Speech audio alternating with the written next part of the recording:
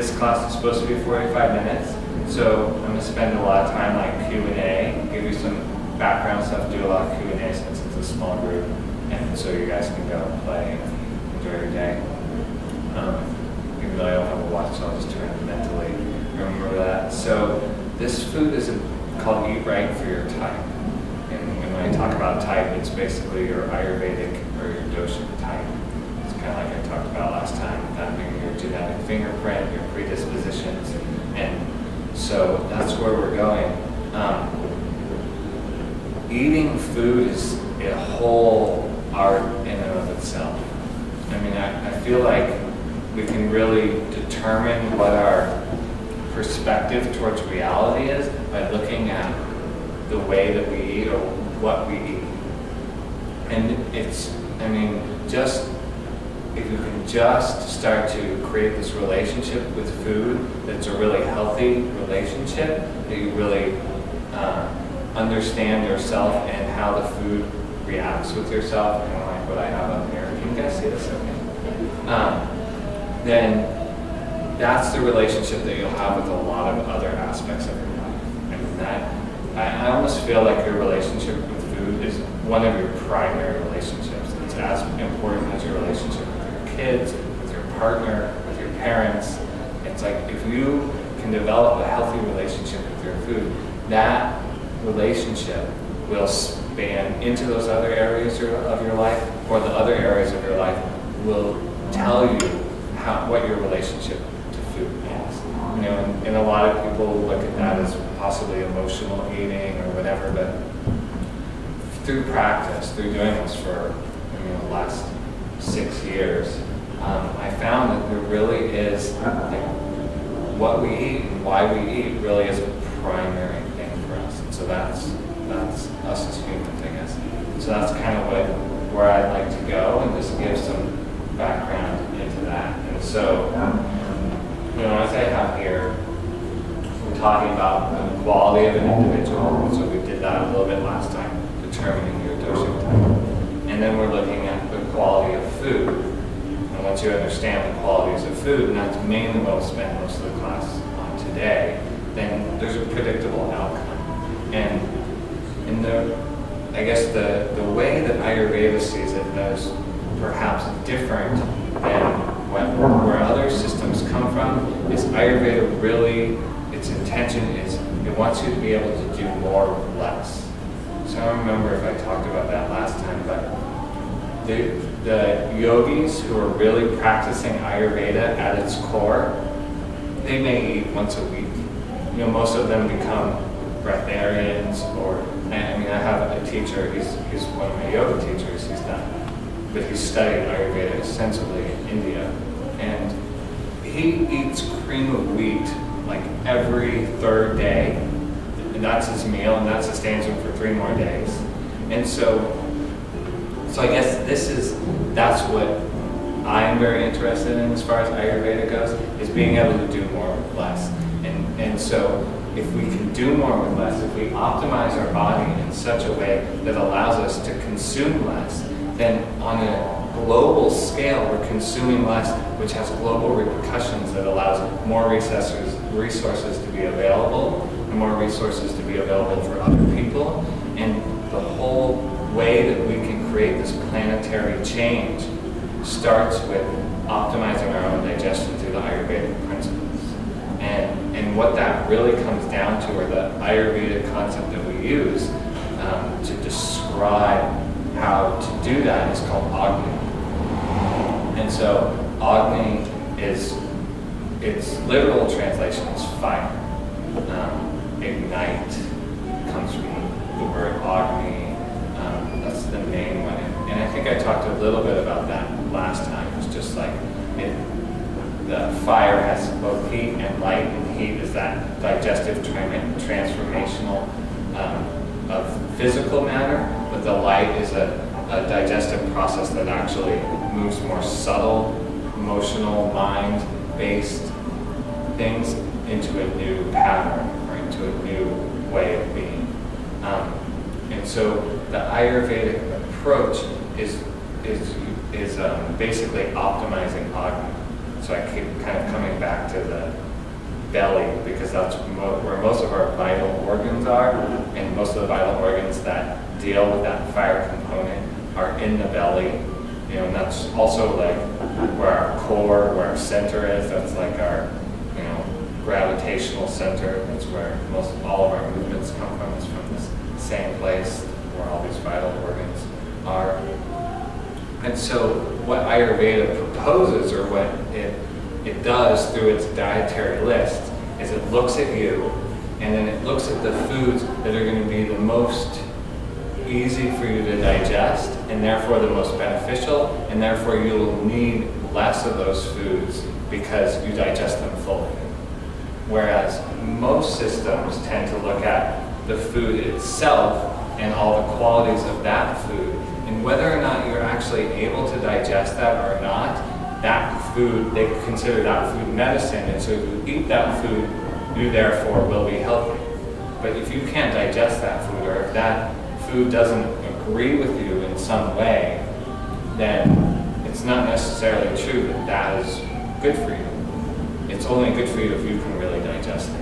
And so that's kind of the essence of Ayurvedic nutrition, so to speak, is understanding what foods are going to be most easily digested and assimilated and create the most high quality energy for you as an individual, and then choosing those foods. So you're not choosing those foods because they're medicinally valuable, and you're not choosing those foods because the latest research says that those are the right foods to choose. You're choosing those foods because eventually you have had an experience that says, wow, I can eat this and live for 3 days without craving any more food, like this yogi teacher that I have. I mean, if you could think of one meal that satisfies you enough that you don't have to eat anything else for the rest of the day, that's the most beneficial food for you, and that's what you should be eating. And so it has less to do with, you know, what, if it's green vegetables or it's fruits or if it's quote unquote healthy. It has to do with the actual physical experience you have of energy and vitality in your body after you've consumed that food. And so it's a very experiential approach, and it's relatively challenging to give all the information that you may need in, you know, a short class like this, because it really takes time. And that's, you know, clinically, that's what I do with people, is I go through a food list with them, kind of step by step, and still until they start to make the experiential neural connections between, like, oh, when I eat this, I feel like this, and I want to feel more like that. When I eat this, I don't feel good, so I don't want to eat that. And then once you've developed those connections, you start to notice that our bodies are changing seasonally, and so there's seasonal changes that have to be integrated into that. And then, you know, food is not always the same quality either. So even though you had a really positive experience with an apple last year in the fall, if you eat an apple that seems very similar in the spring, you may not get the same effect. And so there's a certain refinement of awareness and intuition that takes place through going through that step-by-step process of noticing how each one of these foods affect you. And it's relatively difficult in the food environment because so many sound bites of information are thrown at us of like, oh, this is healthy and this is good for you and this is what you should do, and you know, and so Ayurveda is really kind of coming back to your center and coming back to the heart and just noticing and taking enough time with your food to notice if the food that you're eating is really helping you and giving you the energy that's going to sustain you, or if that food is making you feel sluggish or spun out, or even if it's quote-unquote healthy food. So that's kind of the premise. So I'll introduce the building blocks. So last time I introduced the doshas and the elements, and those are kind of our building blocks for determining those qualitative properties that then tell us if you know, this thing is good for us or this thing is bad, or tell us like why our body looks the way it does, or why our mind thinks the way it does, or why we get so emotional when somebody does this to us. And so these are our building blocks, just like those were our building blocks. And so our 6 tastes, our 6 building blocks, are sweet, sour, salty, pungent, bitter, and astringent. And so each, as you can see, each one of these tastes is made of different elements. And because they're made of different elements, they affect each of the doshes differently. And each one of the tastes is either cold or hot. And some tastes are more hot and some tastes are more cold. And so every food that we look at, we can determine which of those qualities they have. So maybe before I really get into that in depth, let's look at a few different foods and see if we can just intuitively determine what might be their dominant taste. So rice, what would you say is the dominant taste of rice? Don't be shy. Sweet. Yeah, exactly. Rice is considered to be sweet. Pretty much all grains are considered to be sweet. There's a challenge that I run up against in teaching Ayurvedic medicine because there's things get lost in translation. You know, if you've been with me before, you know that I say that a lot. And so sweet, when the Western mind thinks of sweet, they immediately think of like the Apple Cellar Bakery, or the local pie shop, or they think of like sweet, junk food type of things. In India, there's much less of that available, and so when they think of sweet, they think of rice, they think of most vegetables, they think of proteins, different meats, beans to a certain extent, although those beans have a lot of other different tastes inherent in them. And they, oils are considered to be sweet. So as you can see, most of the food that we eat is considered to be sweet. That's a dominant taste. The medicinal value of the food that you eat is then determined by the other qualities that are in there with the sweet taste. So like bitter, dark chocolate is becoming very popular right now because it's got a lot of antioxidants in it, and so it's medicinal, and that's mainly because the sweet taste is mixed with the bitter taste, and the bitter taste is what gives you the medicinal value. The sweet things are just sustain you. There's very medicinal value in the things that are sweet, maybe a little, but they're the foods that you need to sustain you. They're the foods that should be 80 to 90% of your diet, because otherwise your body just kind of wastes away. And so you can see that in the elemental qualities that make up the sweet taste. It's earth and water, so it's our 2 densest elements. And so if you want to encourage your body to be strong and healthy and vibrant, you eat the sweet taste. If you're trying to lose weight, you don't eat the sweet taste. That's why for a certain period of time, like a low-carb diet can work for people, because it's high in sweet taste. And most proteins, although they're predominantly sweet taste, also have other tastes mixed in. And I've just seen this like within the nutritional community. There's always a new fad diet, and Ayurveda kind of takes all those fad diets and puts them together and says, okay, this works for this amount of time because of this, and this works for this amount of time because of this. And so we value each one of those diets, but it's about the appropriate timing and use of each one of those diets, as opposed to just using those diets without really knowing what effects you could expect. So for some people, a low-carb diet would not work at all. It would actually create the opposite result that they're trying to achieve. Whereas for others, it does work really well. And Ayurveda, through the 6 tastes, can help you determine whether it's the right thing for So that's the sweet taste. I'll go into the doshas quickly. So the sweet taste is best for vata and pitta because it reduces vata and pitta. So a little side note here, if you have a lot of vata and pitta, you are a vata and pitta individual, then you already have a lot of them. Your cup is already pretty full of the qualities of vata and pitta. So if you eat foods that increase vata and pitta, you get more of what you already have a lot of, and that's when you start to spill out of the cup and get symptoms that reflect the qualities of vata and pitta. So you want to reduce those qualities because you already have a lot of that stuff in general in your diet. And it increases sweet, increases kapha against that earth water. If you're obese, you avoid the sweet taste. Kapha people tend to be obese. So cold, 1, 2, 3. This basically means that of all the cold foods, it is the least cold.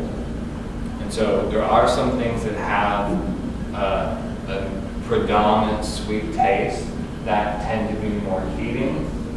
But the subtlety it's very subtle, like buckwheat and millet tend to be more heating than they are cold. But you know, as a normal individual with normal sensitivity would never really notice that.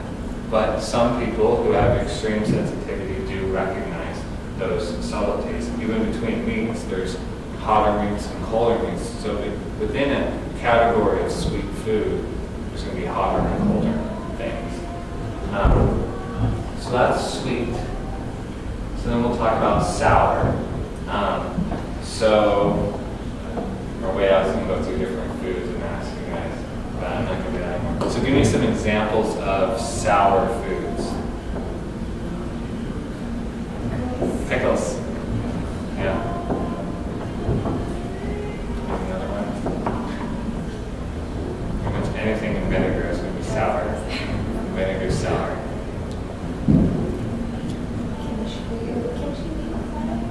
It would because it is cured in vinegar, or it becomes vinegary, so it would be considered sour.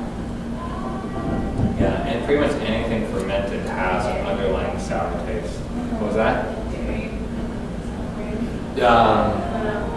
Yogurt is sour, but it's the only dairy that's sour.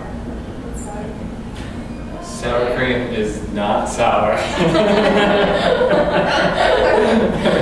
Don't tell me what. No, sour cream would be considered sweet. Yeah, most of the dairy is sweet. And so most dairy is pacifying for vata and pitta types or vata and pitta imbalances. The other ones, other sour taste, citrus fruits are sour. Alcohol, fermented stuff, citrus fruits. I might be forgetting something. So if you give me something.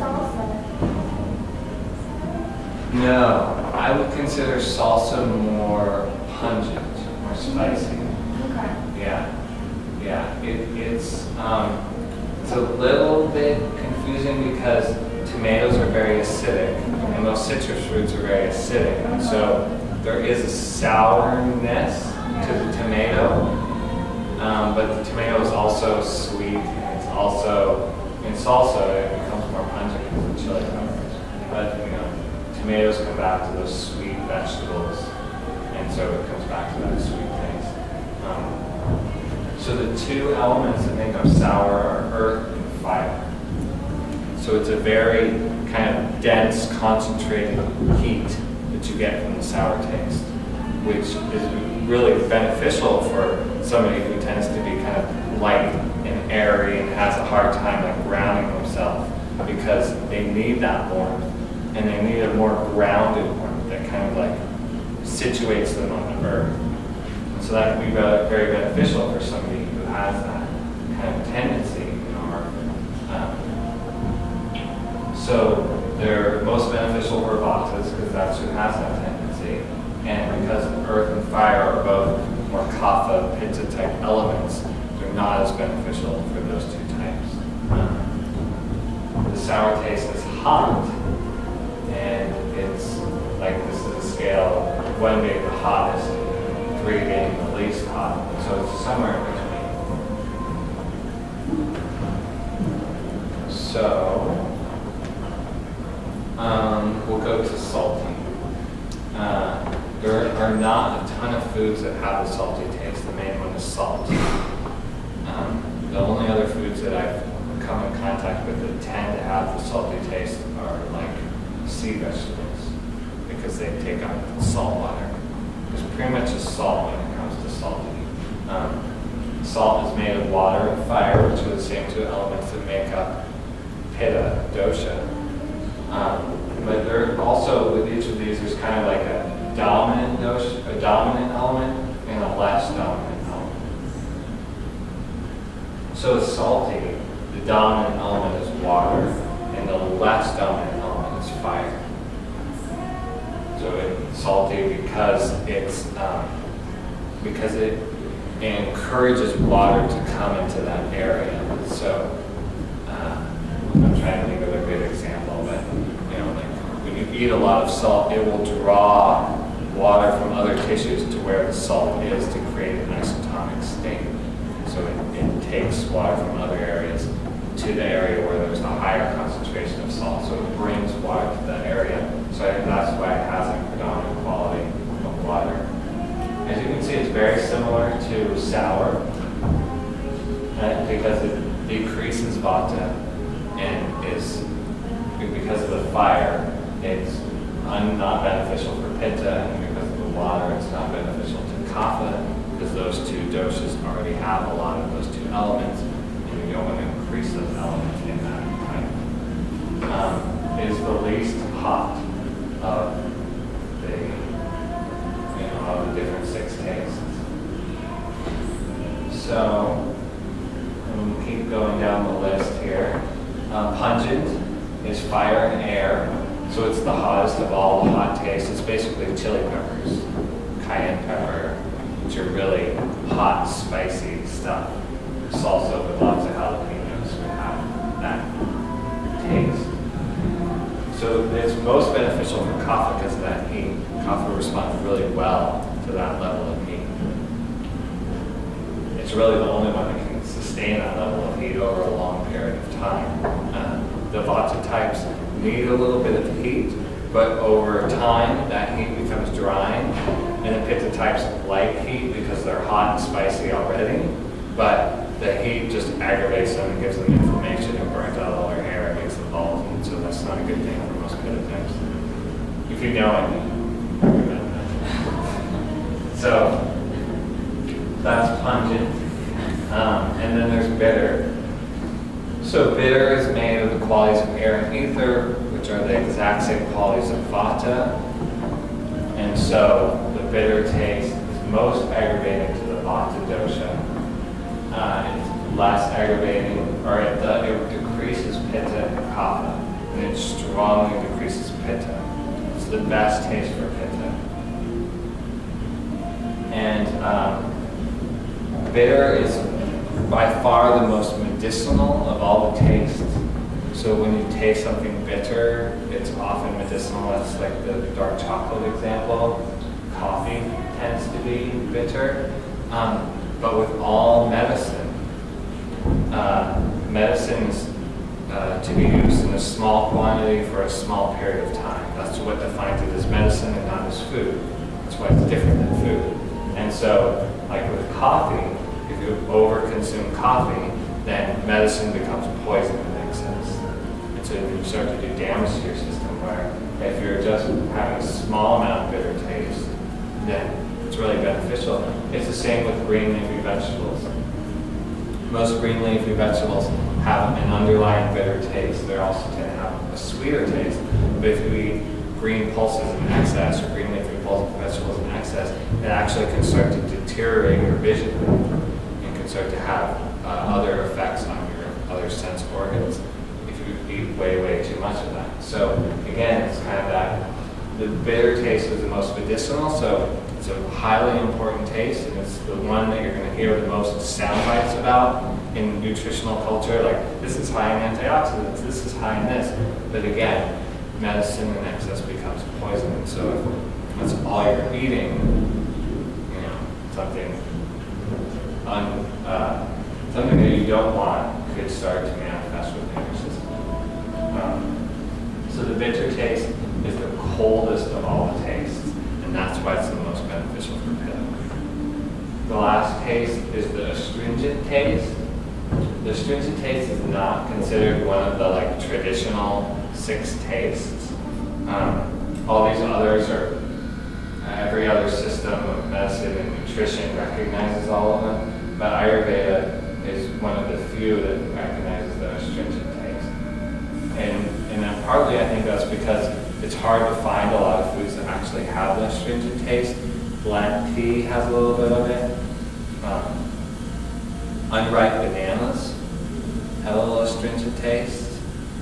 Beet greens, pomegranate has some of the astringent taste.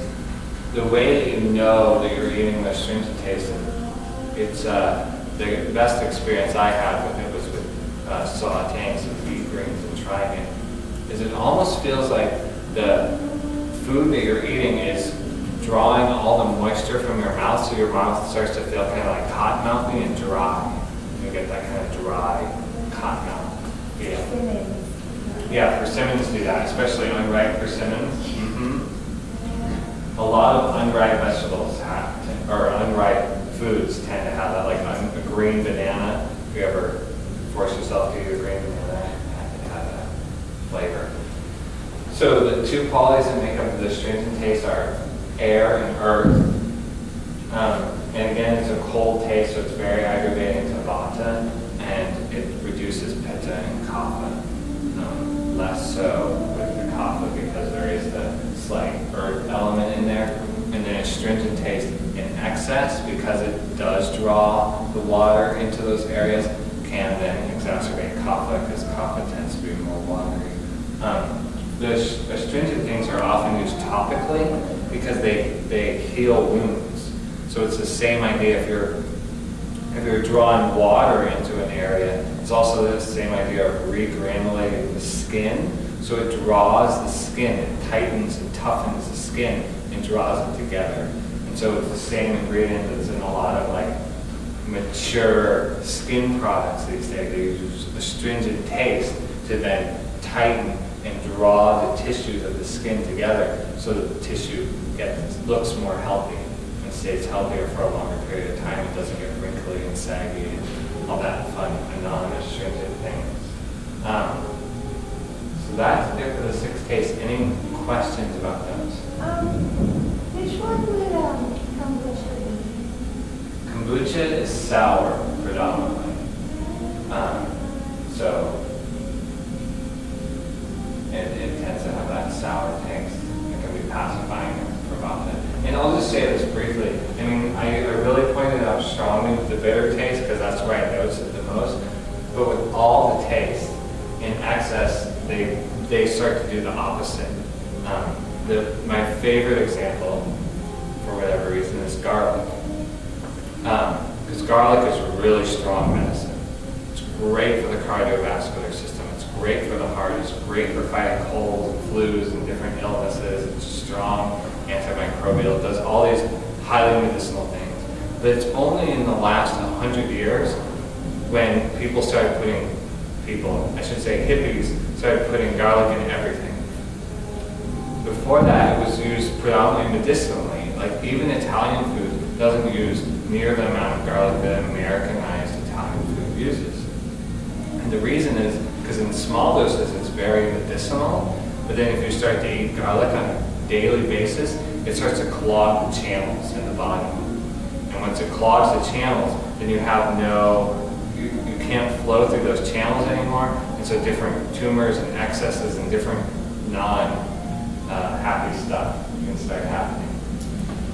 I'm not having a good way with words.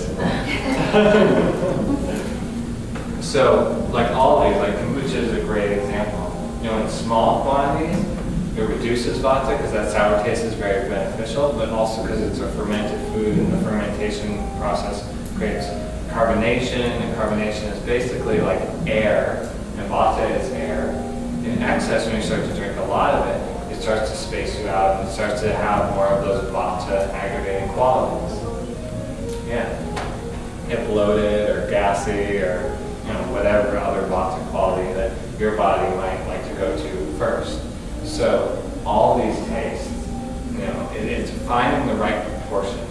And this is a general guide, because if you're one of these doshas, which you are, then it gives you kind of an idea of like, oh, I need to do more of this or less of this or more and less of each of these.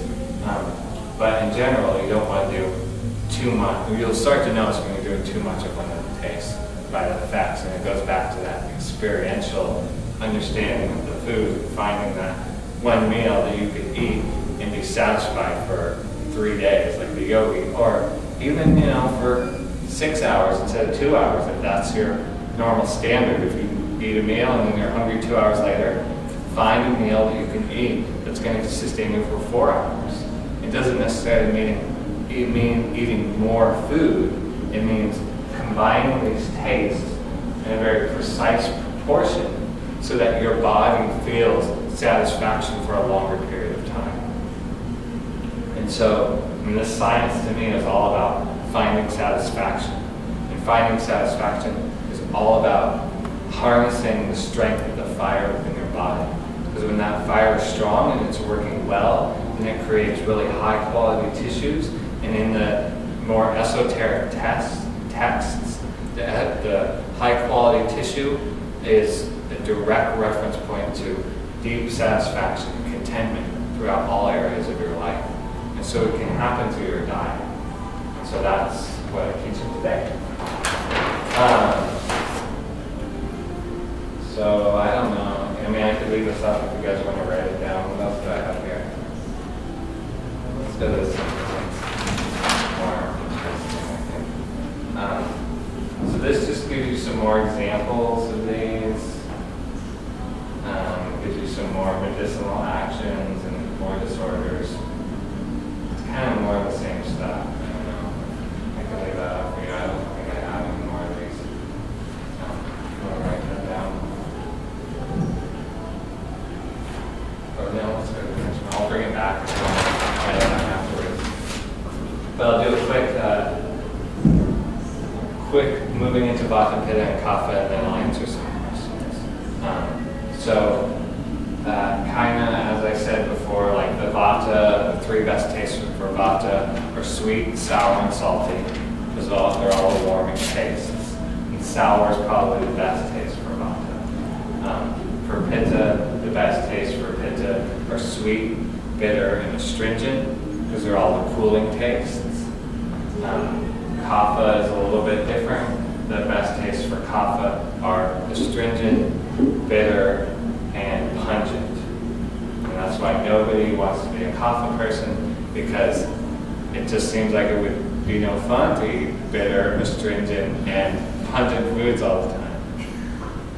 But, so I'll go back to that initial thing where I said, even with the Kapha person, 80 to 90% of your diet is sweet. And so then it becomes a refinement of proportion and spicing for the Kapha person. And that's why I think Indian food or Indian cooking is so intricate in the spicing. I don't know how many of you have like an Indian cooking recipe book, but when you look at the recipe, it's usually really long because there's all these different spices. And the Ayurvedic herb formulas are the same way. There's like 28 to 42 different herbs in these different formulas. And that's because this proportionality of like trying to get the right mix of ingredients to really deeply satisfy and nourish the Kapha person so they don't start to crave sweets after their meal and getting them really nourished. So that's kind of the essence. So in general, with the Vata type person, the Vata person does best with like soups and casseroles and warm foods that tend to be moist. They do best with steamed vegetables. They don't do well with salads or raw vegetables or those sort of things. And that's like all the time, even in the summer? Well, they can do better with those things in the summer, but it really comes back to the variableness of their digestion. Like a Vata person who's healthy and has a strong digestion in the summer, no problem. But it really comes back to like self-assessment. And if you you are a Vata type person, even if it's summer, you're still having the strong variability of digestion. You still have some coating on your tongue. You're doing a self-tongue assessment every morning. Then raw vegetables are just going to increase that and aggravate you and accumulate in unwanted ways. So, yeah, that's basically it for Vata. So Pitta, we really focus on cooling foods. So coconut, cucumbers, the sweet foods, so they do well with most fruits and vegetables and most grains, and most meats tend to be cooling, so they can get away with most meat. Red meat tends to be considered a little bit more heating. So those kinds of things. Pitta types really need to work on moderation most of the time. They're like the type of people who could just eat and eat and eat, never feel satisfied. And that's really how they are in their jobs and their lives and their relationships. I mean, it's just never enough for the Pitta types. So the Pitta types need to start moving towards finding a place where they can mentally say to themselves, okay, this is enough, and reach that sense of moderation. In general, Pitta types do better with simpler foods. They don't do well with rich foods. Rich foods can start to move towards ulcers or hyperacidity for them in excess. Simpler the food, the better. Where for Vatas, it's more of like well-spiced foods. So not too much spice, but they need a fair amount of spice. The Pittas don't usually need very much spice because they've got such a strong internal fire already. And the spices are mainly there to facilitate the strength of your Agni. And Pittas tend to have a strong Agni, so they don't really need that additional support to help facilitate that. So that's the main thing for Pittas.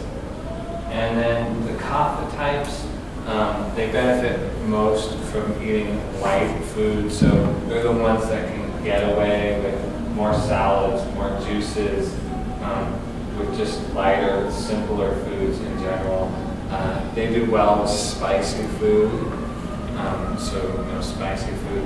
With Kaphas, it usually comes down to, similar to this, but it usually comes down to the portion size for Kaphas.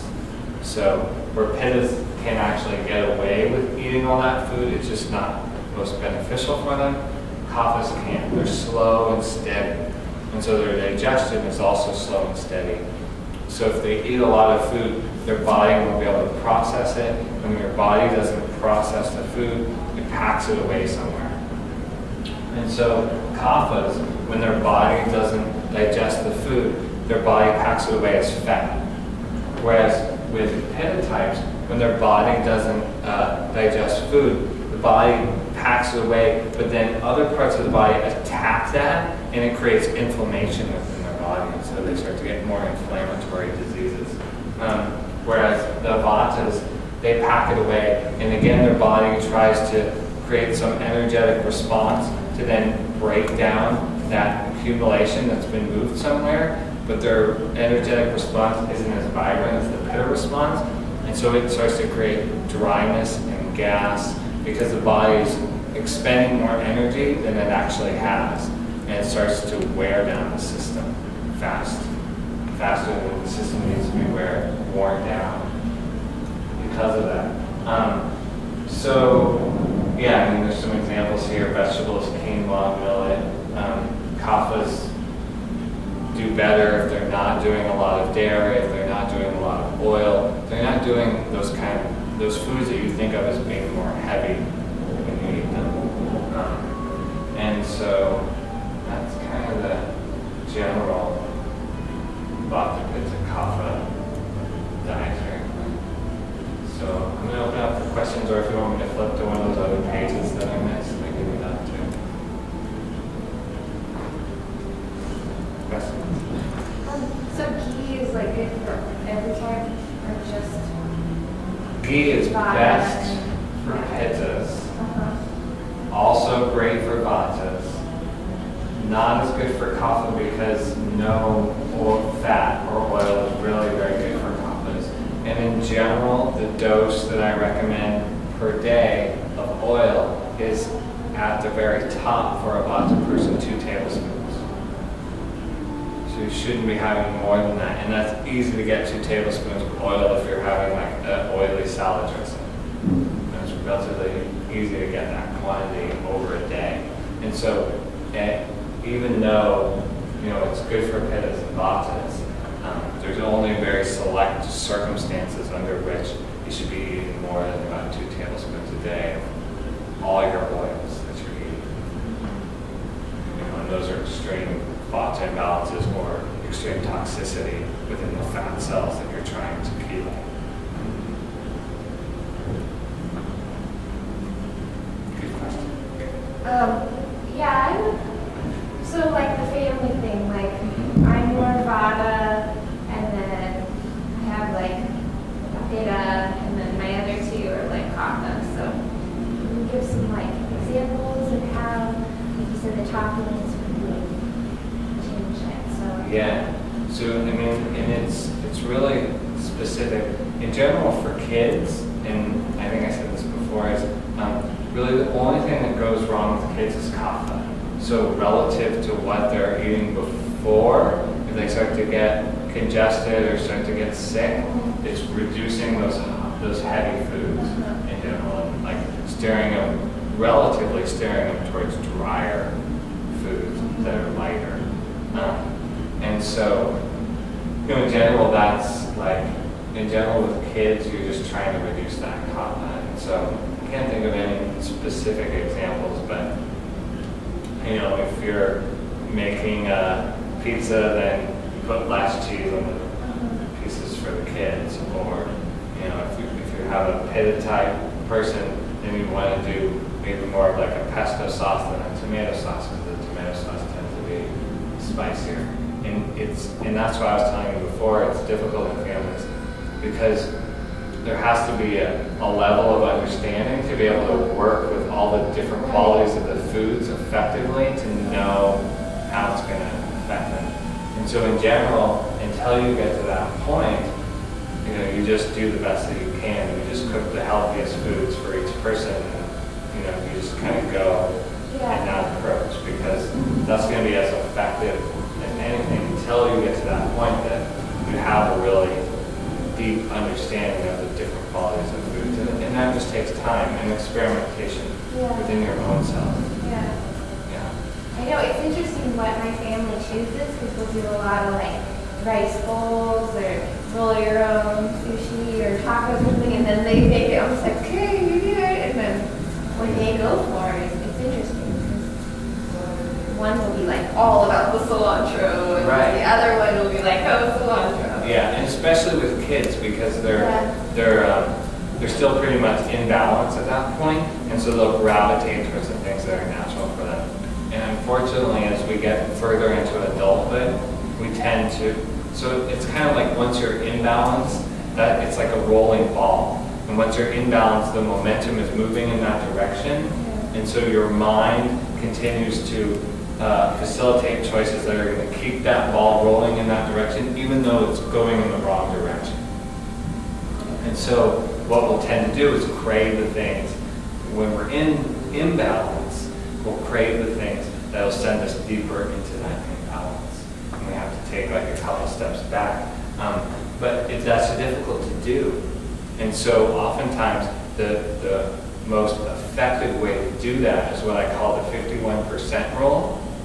And so it's almost like you give yourself what you're craving or what you think you want 49% of the time.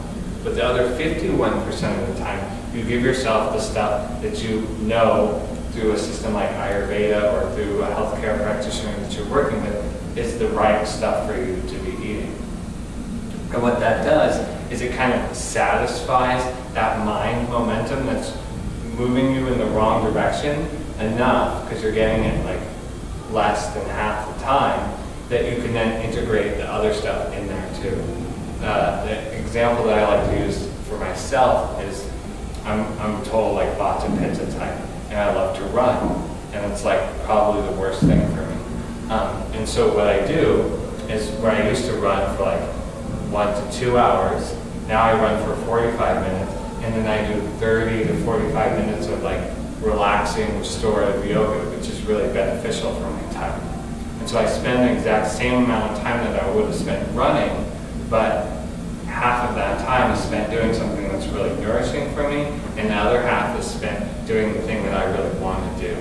Until eventually, and I've had this happen with other behaviors, is that eventually my body just gives it up, and it's like, oh, actually I don't like that anymore, and that doesn't serve me, and I'm not really that interested, and so, if you have a craving, or if you have something that you really think that you love, it's using that 51% rule and saying, okay, instead of the whole bar of chocolate, I have one piece of chocolate, and then I have a green smoothie or whatever it is that you find from whatever system you're using is going to be more balancing and beneficial for you, or increase the tastes that are going to be more balancing for you. And then eventually, over time, with that kind of stepwise, slow process, those things just give you up. You don't have to do the work. They give you up because they're like, you're no fun. You don't like me anymore. And you take off.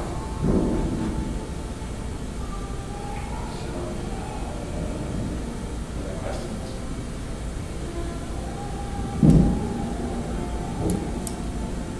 We were talking about like the herbs and which ones are good.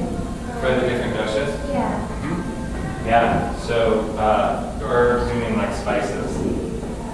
Or you mean like Yeah. Ayurvedic herbs? Yeah. Ayurvedic herbs? Maybe both. I mean, Okay, I'll I do a know little all bit the of both. all the seeds and all those are good. Yeah, pretty much all the spices are good for all the doshes. There's some that are better than others. And so for Vata, the two herbs that I would say are probably most used for Vata are ashwagandha, which is predominantly used for the nervous system of a Vata type person, and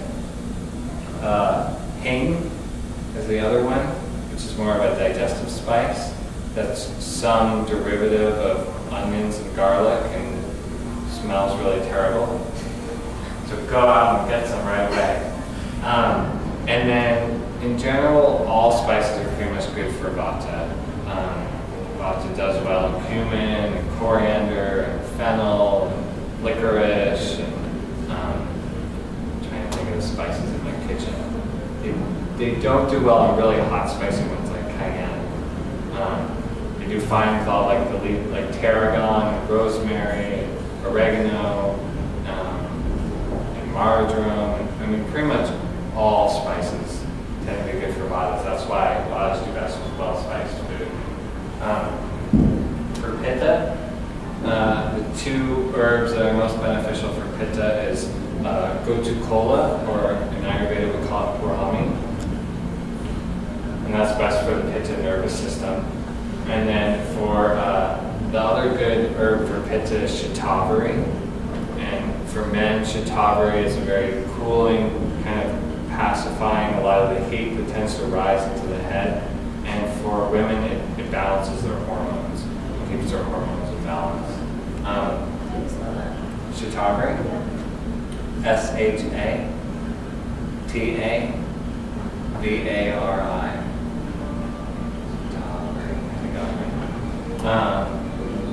And the three best spices for Pitta are cumin, coriander, and fennel. So we often make a tea out of those three called CCF tea. We do like a teaspoon of each and boil the water in 16 cups of water for about 10 minutes, 15 minutes, and then we take out the liquid. Because the longer the liquid sits with the seeds, the more bitter it tends to get, and it's not as delicious. But those are the three spices that we use the most. Cilantro is, coriander seed is basically cilantro. Cilantro is used a lot as well. Pretty much any of your fresh spices can be beneficial for Pitta. So as long as it's really It's good for all of it, but especially for pitta. So those are the pitta spices and herbs. Kapha, the best herb for kapha nervous system is considered to be tulsi, which is holy basil, because it kind of lightens the mood. It's used in depression, and it also is used a lot of times as an immune stimulant. It has some antimicrobial activities. Another really great herb for kapha is pipali. It's long pepper. It's a derivative or a relative of black pepper. And so pipali enkindles the digestive fire with kapha needs, and it also really helps open the lungs and it does some bronchodilation in the lungs. And kaphas tend towards congestion. They tend to get congestion and cold relatively frequently, and so the lungs are an important area of treatment in kapha individuals. And so spices, I mean all spices are good for kapha, but it's mainly the really spicy spices. Ginger. Yeah. In Ayurveda we have a formula, it's called Trikatu, which means 3, tri is 3, katu is pungence, and it's dried ginger. So fresh ginger is a little more bitter, and dry ginger tends to be a little bit more pungent, and it's black pepper and pipali. And that's the spice we use the most for kapha types. And so like for kids, even though it's really spicy, you can get them to like, we take like a tablet and put in some water with some honey, so it's a little bit sweet. This honey actually tends to be good for kaphas too, and you can get them to drink that, and then they can go eat pizza or go to McDonald's or do any of that other stuff. So again, it's that like 51% rule. Like they can go do what they want, but they have to drink their Trikatu tea first. So you kind of work with them, you know, things are willing to do. So did that answer your question? Yeah, I'm just a total tea junkie. Like I love tea, and I noticed like black tea is not so good or latte, right? Right. Or either is like yerba mate. So I'm trying to find like a good. I mean, I love chai. And what would be like the ultimate, you know, super if I was just gonna do like tonic tea herbs? Yeah, I mean, I would just keep switching it up, you know, seasonally and what's fresh and what's available, and you know, kind of moving it around. So there's not one in particular that's best. I would say the ones most used in Ayurveda is, like I said, that CCFT, like human coriander fennel tea, because it never aggravates pitta, but it does stimulate the digestion, so it's good for both vata and kapha. I'd say that's probably the most often recommended tea. Yeah.